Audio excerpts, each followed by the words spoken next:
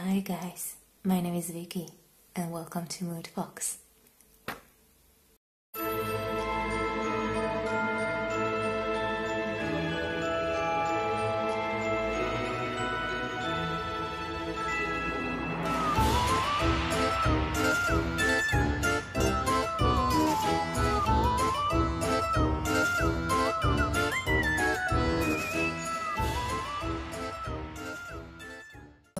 I just spent 3 hours making this thing on my face, so I don't know, it doesn't look that bad, but at the beginning it was totally weird. I hope you like my Halloween t-shirt. I made it myself. I also draw this boobs, boobs, a little horny little ghost, and it's all ripped off, so Bunny would love this. And I'm sorry for the quality, but my camera just died because of this video, so we are filming on my phone. We are back to the stupid quality, but this is not the main thing for you to see on this video, but to listen. So let me tell you an episode of my life that was quite creepy a lot of times. So I was about 18. And I just had my first boyfriend. On the downside, my parents were divorcing and the situation at my house was unbearable. So my ex-boyfriend told me I can live with him for a few months until the things are settled. Because it wasn't a very pleasant place to study, because I just started University of Design. And he was also in this university, but as an artist, and I was as a designer. So a lot of times he helped me with a few things. And he lived in Old Town. And there are a lot of stories about our old town named Košice. There are pictures where you can see the main street where they were reconstructing the whole ground around the buildings. So they say that the buildings in our main street in Old Town were much more higher up, and the first and second floor was leveled totally. They are all underground. So this is not like a fact, but it's something that I heard from a person that does tourist guiding on our main street, and I heard that he said that there are a lot of like dead people, and my ex-boyfriend had a bar that was like underground. And when we were reconstructing the club for the first time, when he got it, I was helping him with the reconstruction, the painting and everything, and a lot of things seemed to, like small things just happened, like things were moved when we came, or some things were somewhere else than we remember they were put. So small things at the beginning. It was a very, very big club. When you came in, there was a large hallway that went to a coffee part area. There was like a coffee bar, and then from that hallway there was another hallway that was connecting to the disco part with bars and toilets. And in that hallway there was like a VIP small area, and by the entrance we noticed that there are some doors that we had the keys from, so we decided that we are going to check it out because we love to investigate. So we went in, and there was like a big area. It looked like there was like a stage or something like that. It was a very, very big area, and there were like doorway made in the wall in the back, and I was very scared to go in. But my ex-boyfriend took some friends, and he went inside. And they were there for a really long time, so I was like doing my own things at the time. Nothing really creepy happened. And when they came back, they had total pale faces. I was like, are you okay? Then he took his phone and he showed me a picture where there was like a pitch black, and there were like a not a very good. You couldn't see it very good. There was like a silhouette of someone, but the eyes were glowing. There were like two glowing dots. Like, I have goosebumps when I'm saying this right now. Oh my god. I don't have that picture anymore, and I'm also tearing up because that was so disturbing. It was very, very scary.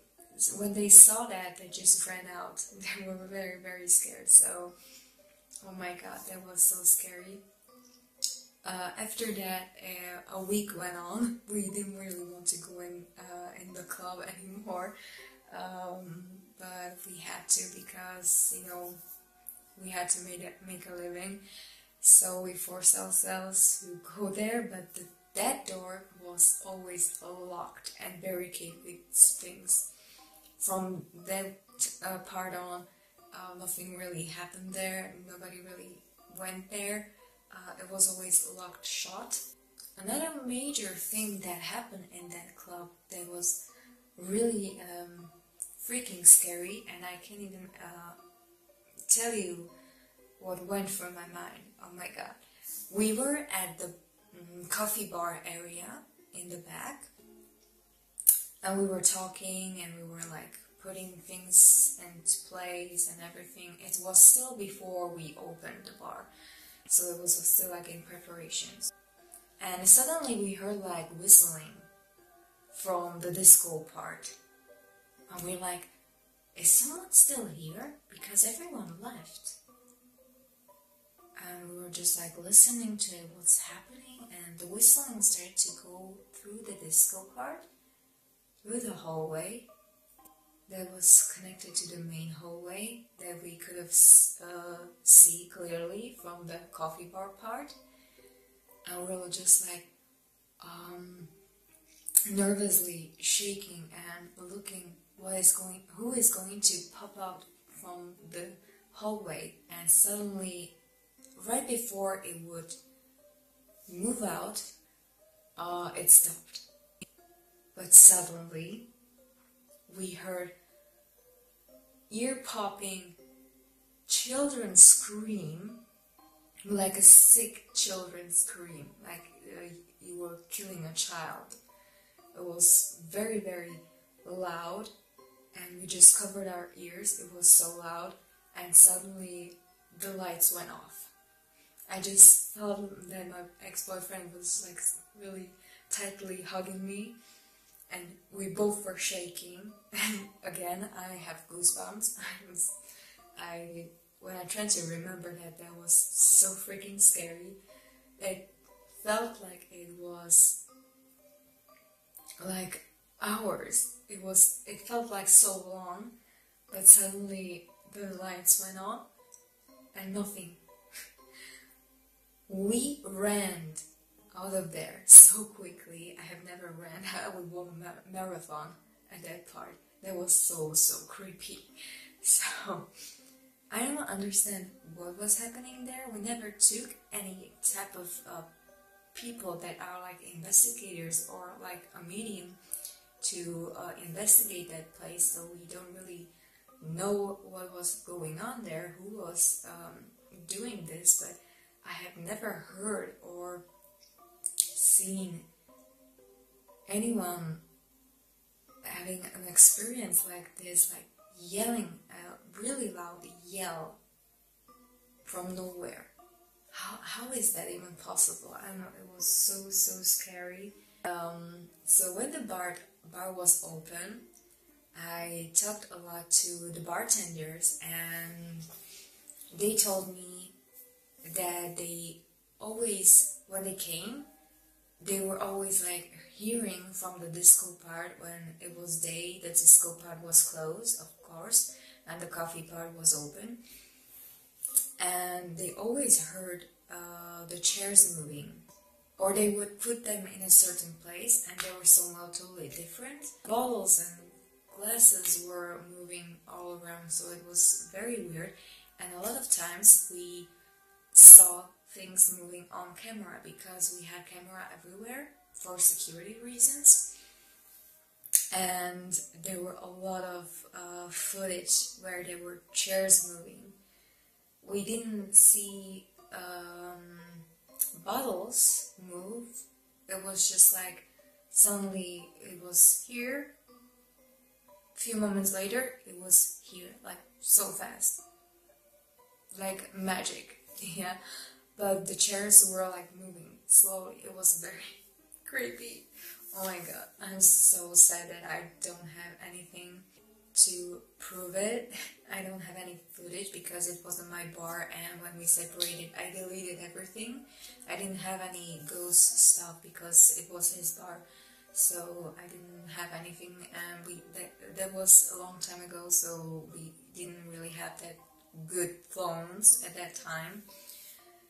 So yeah, I'm very sorry that I don't have any footage, but I just have this creepy story from this creepy bar, and there were always things going on there, moving and whispering.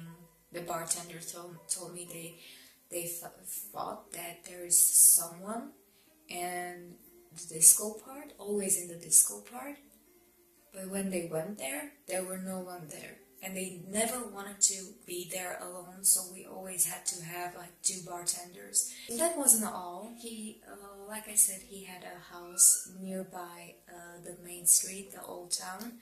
So I was living basically a few months at his house that was close to the old town.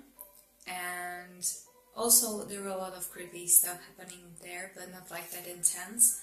But also small things moving around. A lot of times we were living upstairs. Downstairs, his grandma, she had like an office, so it was like connected. And he did like upstairs, his whole flat was upstairs.